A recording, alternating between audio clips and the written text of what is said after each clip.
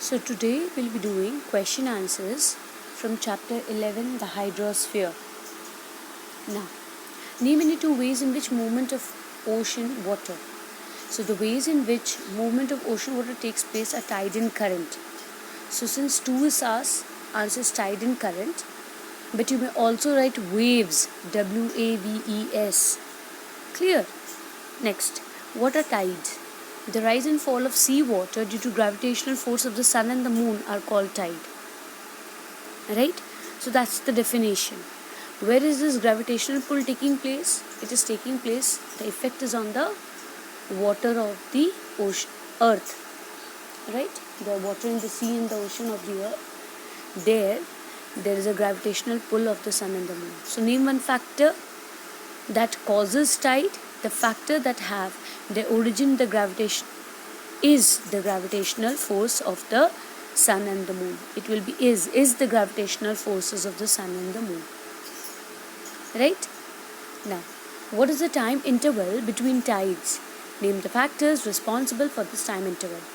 The time interval between two tides is 12 hours 26 minutes. Now, each tide is delayed by 26 minutes because the moon always rotates on its axis west to east while revolving around the earth. So, basically we say now that there are two tides in a day. But no, it's not two tides in a day. It is two tides in 24 hours 52 minutes. The time interval between one tide is 12 hours 26 minutes. Why is the delay of 26 minutes? It's because of the rotation of the moon while it is revolving around the earth.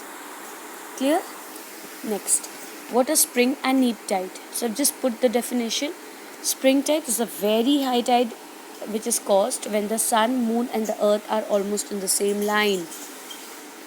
And the neap tide, the sun, the earth and the moon come in the position of a quadrature. Then there's a tide which is lower in height than that of the normal height. So this is known as neap tide. Clear? So in case you have it only a definition, this is what you can write, only the definitions. Otherwise you may write that in case of a spring tide, the high tide is the highest. Right? Wherever it is a high tide, it is the highest. And in case of a neap tide, the high tide is lower in height than the highest tide. Clear? It cannot rise very high. Next, name two types of ocean current based on the temperature. Give an example of each. So based on temperature, there are two types of ocean current.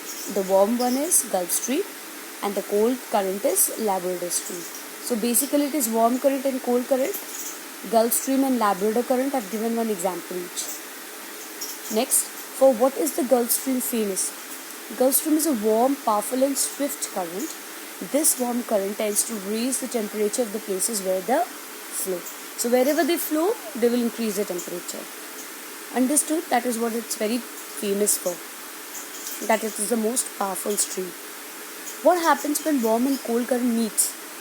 Now, where warm and cold current meets, planktons grow. So the more the plankton, the higher is the concentration of fish. But it also creates dense fog which is dangerous for navigation.